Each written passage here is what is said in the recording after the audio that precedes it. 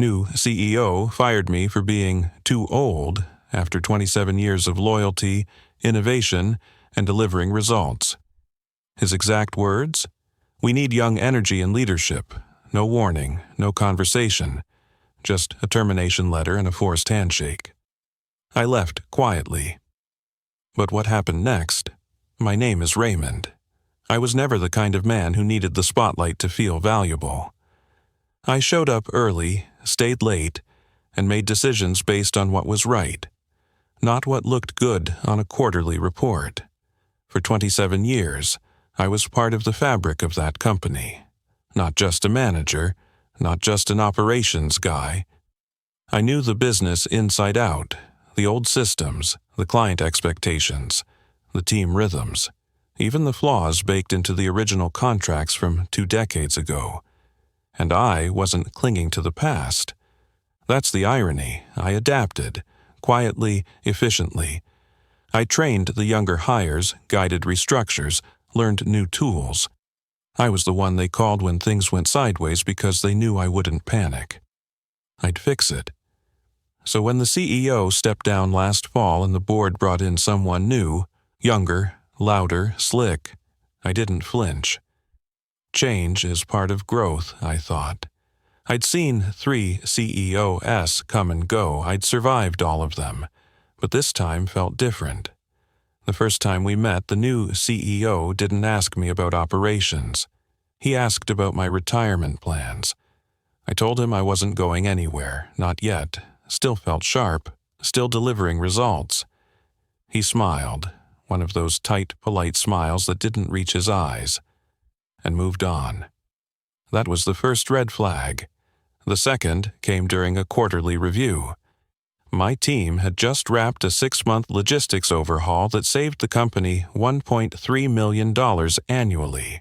Real savings, documented, verified. We'd solved a long-standing issue that 3 consultants before us couldn't touch. His feedback? Solid work, but I want to see more energy, more dynamic thinking, something fresher. Fresh. That word started showing up everywhere. In his memos, in his speeches, on the posters they started hanging in the break rooms. Fresh perspectives, bold vision. It wasn't just branding, it was a warning. A month later, I was asked to mentor a consultant they brought in from a startup firm. He was sharp, sure, but didn't know our systems. Had never been inside a warehouse. Didn't understand the supply chain we'd spent years refining. But he threw around phrases like disruptive ecosystems and digital-first frameworks, so everyone nodded when he spoke. I played along, helped where I could, but I saw the writing forming on the wall. The third and final red flag? A closed-door meeting, no agenda, just HR, the new CEO, and me. The conversation lasted 6 minutes. He said, "This isn't personal, Raymond. But we're restructuring, realigning for the future. We need young energy and leadership, just like that." I asked if there was a performance issue. He said no. I asked if there was a business case. He avoided the question. Instead, he slid a folder across the table, severance terms, and stood up like the meeting was over. I didn't argue. I didn't lash out. I signed the papers, shook his hand, thanked him for the opportunity, and walked out with everything I came in with, except for my job. They didn't even throw a farewell lunch. 27 years and not even a catered sandwich tray. That night, I sat in the living room with the lights off, thinking. Not panicking. Thinking. I wasn't angry, not in the way people expect. I was disappointed, not in him, in the company, in how easily they discarded someone who'd held the floor together through 3 recessions, 2 major crises, and a pandemic. But I also knew something he didn't. I had built relationships over those 27 years. Not just contacts, relationships, real trust, real loyalty. Clients who called me directly, not because they had to, but because they wanted the truth. Clients who told me, more than once, If you ever leave, we want to know where you land. I didn't have a plan yet, but I had something better. Time, experience, and a quiet confidence that when the dust settled, people would remember who showed up when it mattered. 3 days later, I got the first call. A longtime client, mid-sized manufacturer. We'd worked together for over a decade. They were nervous. Said the company had sent someone new to handle their account.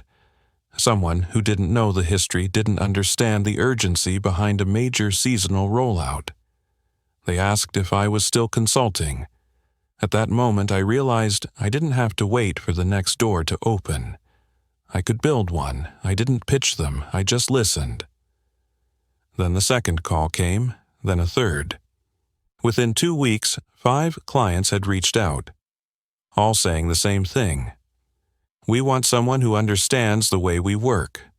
The same CEO who told me I was too old hadn't just misjudged me.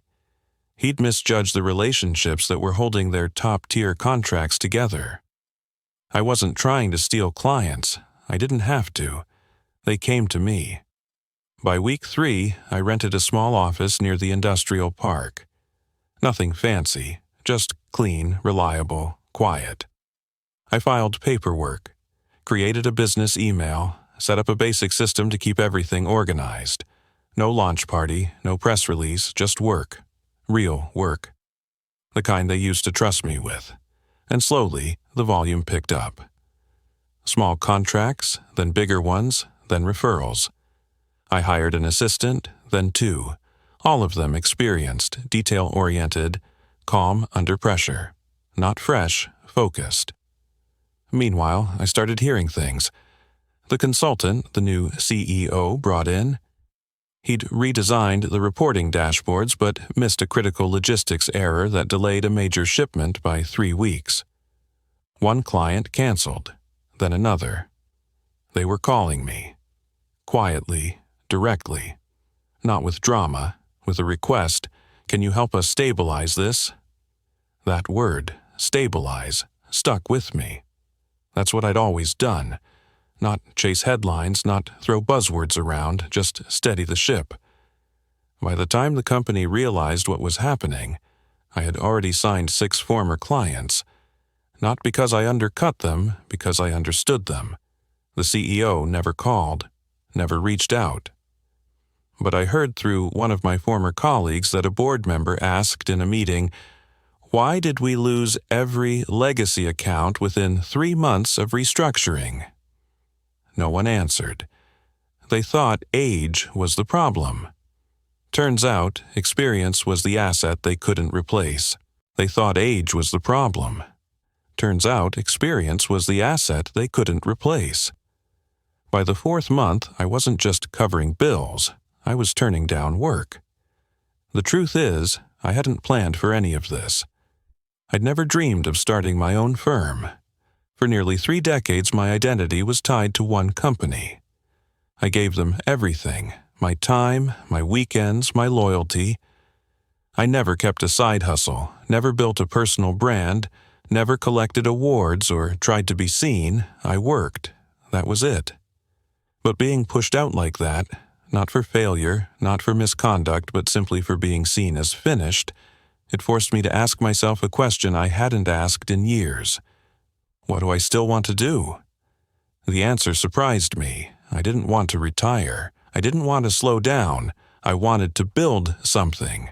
Not big, not flashy, just reliable, respected, familiar. I wanted to work with people who cared more about substance than slogans. So I focused on that. My client list wasn't long, but it was deep. These were people who had worked with me for years. They didn't need to be sold. They just needed to know I was still in the game. And I was. The shift didn't happen overnight. There were still doubts. Moments I'd stare at the ceiling at 2 a.m., wondering if I'd taken on too much. I was in my late 50s, starting from scratch, learning the nuances of running a business after spending most of my life inside someone else's system. But what kept me going was this. Every client I took on, I already knew their pain points, their operations, their blind spots. I wasn't a vendor. I was a trusted problem solver. And while the company was chasing youthful innovation, I was just solving problems, one at a time. I didn't advertise. I didn't hire a marketing team. I returned calls, sent clear reports, kept my word. That was enough. Meanwhile, the stories kept coming in. Quietly, sometimes hesitantly, from former colleagues and industry contacts. The new CEO had launched a digital transformation initiative. Flashy dashboards, new metrics, meetings filled with jargon and slide decks. But results? Those were harder to find. A key supplier they'd worked with for 15 years walked away after repeated miscommunication. Their on-time delivery rate, once the company's pride, was slipping, and internally the culture was shifting. People weren't staying late anymore. They weren't raising red flags. They were nodding through meetings and keeping their heads down. Fear had replaced trust. One afternoon, I got an unexpected message from someone I hadn't heard from in years. A former executive who'd left just before the new CEO came in. She'd heard about what I was doing and asked if we could talk. We met for coffee. What was supposed to be a 30-minute chat turned into 3 hours.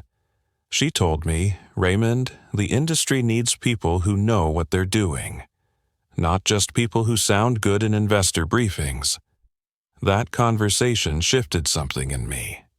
Until then, I was working off instinct and memory, doing what felt natural. But that meeting reminded me there was a gap in the market, a real one. Companies were growing tired of being sold ideas that looked good on slides but collapsed in practice. So I adjusted. I started documenting my process, clearly, methodically, not to pitch it, but to refine it. I put together a small team of people I trusted, all seasoned, all careful thinkers. We didn't wear matching hoodies or brainstorm in glass-walled rooms. We got on calls, walked factory floors, reviewed spreadsheets until our eyes burned, and gave honest feedback, the kind that helps companies stay afloat, not just sound trendy. We didn't call ourselves consultants. We called ourselves partners in problem solving. It wasn't catchy, but it was true. By the end of that first year, I had more business than I could handle. Clients weren't just giving me projects. They were giving me ownership of their challenges, their planning, even their forecasting.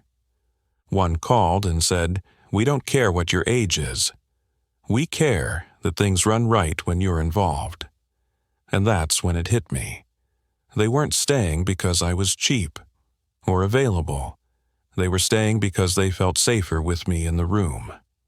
One morning, about 8 months in, I got a message from someone still working inside my old company. I could hear the frustration in their voice even through a typed message. "3 of our top clients have moved on. All to you. They're blaming it on misalignment, but everyone knows it's because they miss how things used to run." I didn't reply. Not because I was angry, because I didn't have anything to say that wouldn't sound like I was gloating.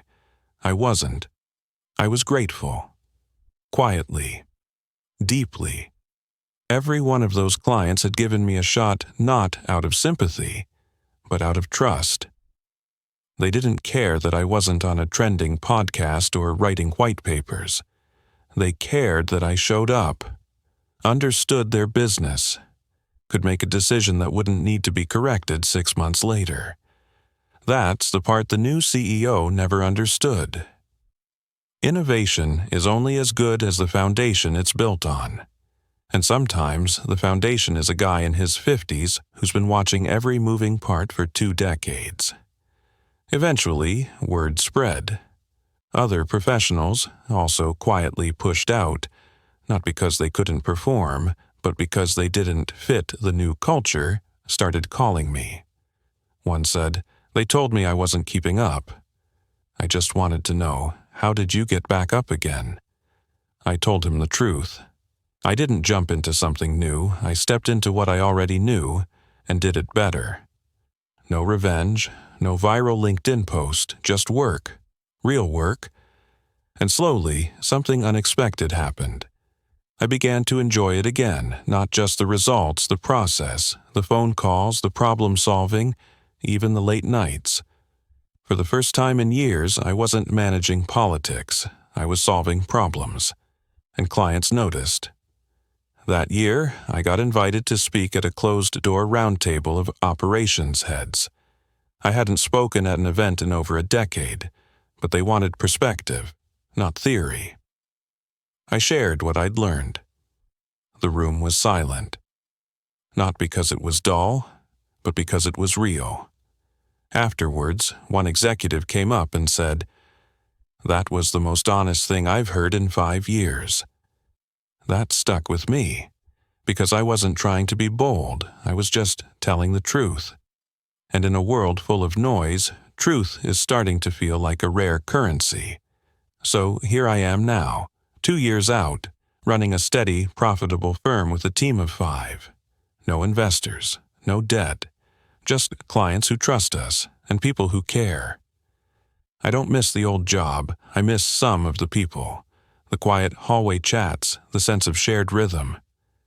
But I don't miss wondering when I'd be replaced by someone with a shinier resume. Funny thing is, the company's still trying to recover from the churn. New faces in the executive team, more turnover, more apologies to clients they didn't think they needed to keep. But me? I sleep fine. I wake up, pour my coffee, and get to work. Because experience isn't something you can download or replicate or reinvent, it's earned, and when it's earned quietly, it tends to stick. It's a strange thing, getting everything you never planned for. I never chased titles, never imagined myself running a business. I didn't have a 10-year vision board or a podcast mic waiting in the closet. I was just trying to survive after being told I was obsolete. But now I was building something stable. Quiet, but respected.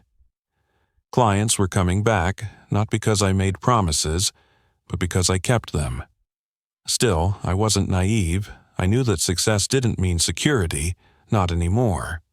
The old model, work hard, stay loyal, retire with a gold watch, that died years ago. I just hadn't noticed.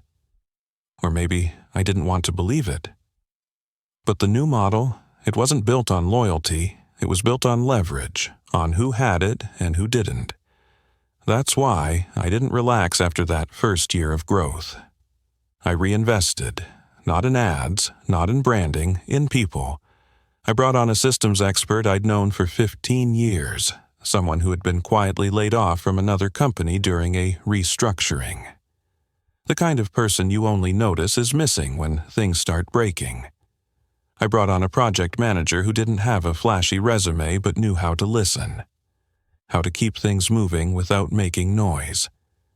I didn't hire for energy, I hired for judgment, and together, we built something even stronger than I'd imagined.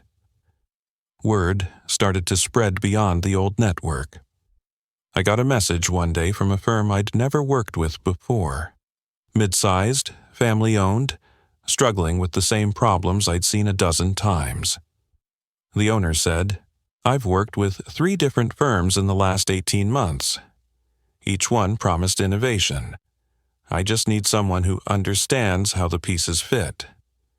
So I walked the floor, talked to their team, reviewed their process end to end, no slides, no gimmicks. 2 weeks later, he called me after hours. "You know, the last guy we worked with told us we needed to reinvent ourselves. You're the first person who made us feel like we're not broken." That stuck with me, because it reminded me why I started all this. Not out of bitterness, but because I knew something valuable was being ignored. There's a cost to chasing shiny ideas, and often it's paid by the people who keep things running. I'd seen it firsthand. One of my former clients, a logistics company I'd worked with for years, had switched to a new firm after the CEO sold them on data-first, AI-powered forecasting. Sounded great until shipments started arriving late. Vendors started pulling out. Customers stopped calling back. A year later, they reached out to me. Not for a pitch, for help. "We thought we were upgrading," the operations lead said. Turns out, we were just getting noise in a new package. It was the same pattern, again and again. Overpromised, underdelivered, and no one taking responsibility. What I was doing, showing up, listening, solving real problems, was starting to feel like a radical act. It shouldn't have been. But in a business world obsessed with optics, substance had become rare, and people were hungry for it. I didn't take every client, I couldn't. Not if I wanted to keep things sane. I had no interest in building an empire. But I started getting calls from old competitors. Not to fight, to ask for advice. One even said, "You're doing something we should have done a long time ago." I didn't gloat. I just told them the truth. You don't need to change everything. You just need to remember what works and respect the people who made it work. Meanwhile, the new CEO at my former company was in damage control mode. They'd launched 3 different initiatives in under 2 years.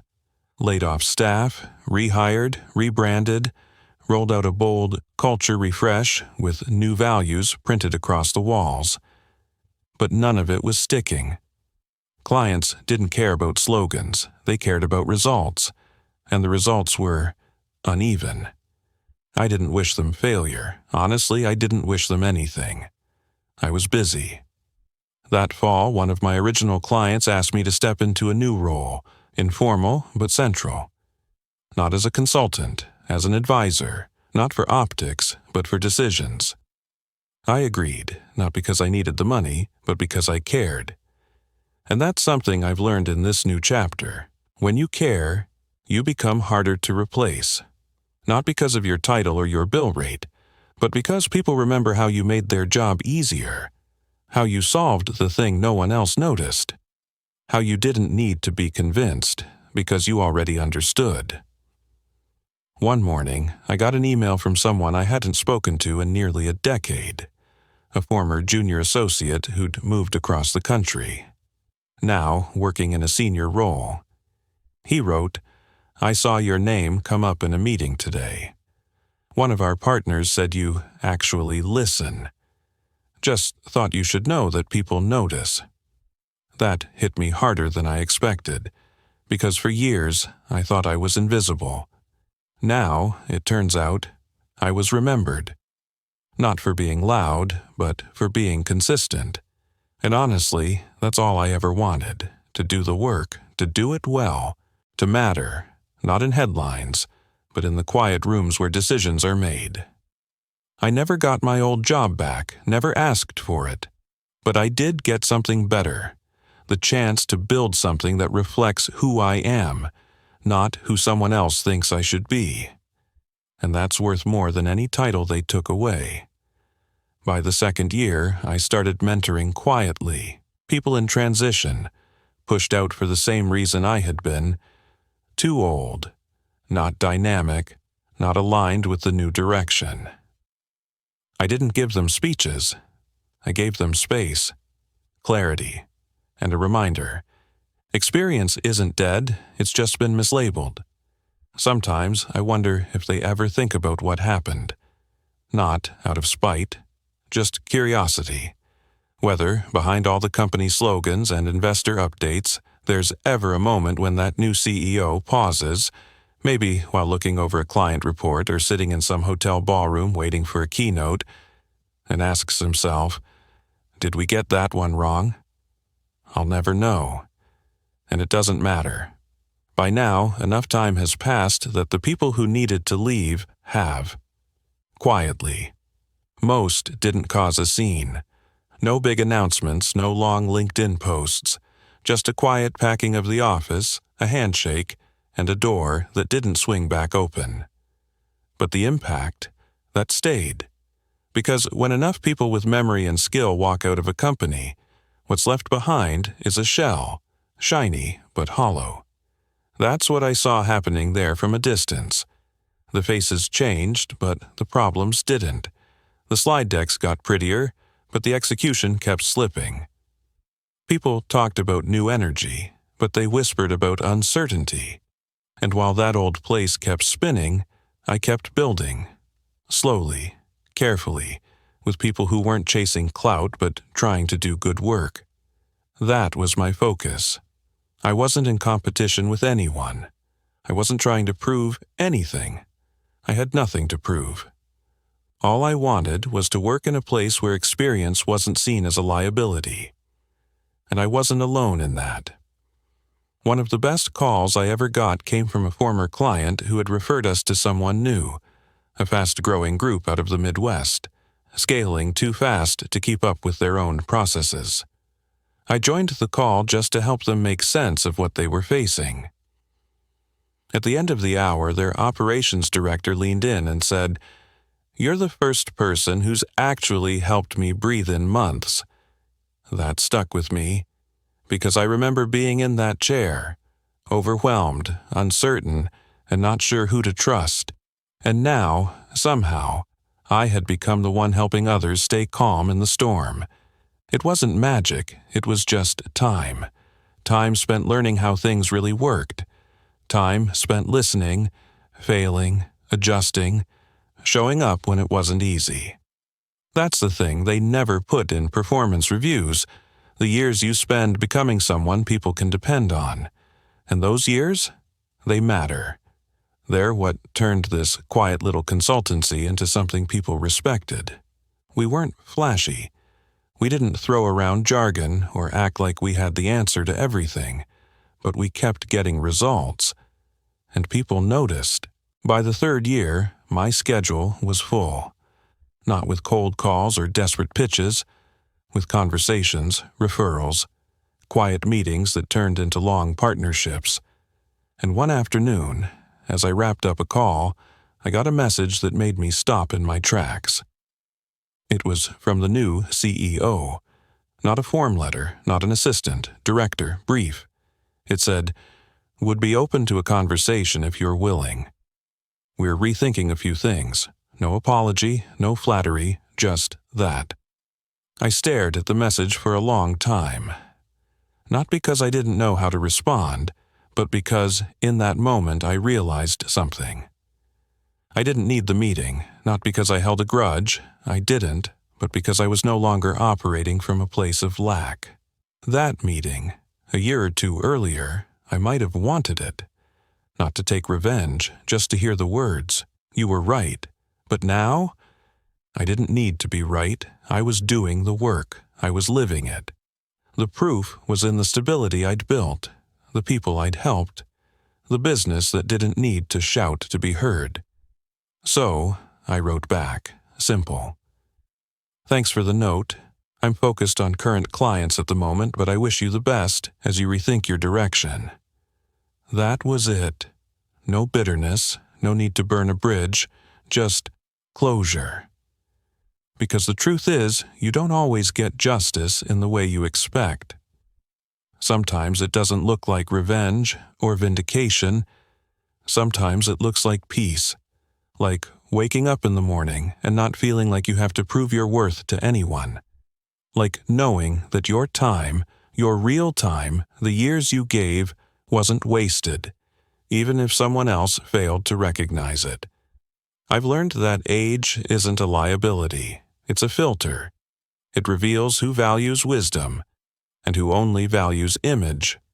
And while some companies chase youth as a brand, others quietly seek out people who've already seen the storm and know how to steady the ship. That's where I've found my place. Not behind the desk I once had, but in rooms I never would have been invited to if I hadn't been pushed out. And looking back now, I don't regret a single step of it. Being fired wasn't the end. It was the moment I stopped waiting for someone to give me permission. The clients who followed me, they weren't just choosing a person. They were choosing a different kind of trust, one that isn't based on buzzwords or age, but on something that doesn't go out of style. Competence, calm, clarity. And that's what I'll keep offering. for as long as I can. Because sometimes the most powerful comeback isn't loud, it's steady, it's real, and it speaks for itself.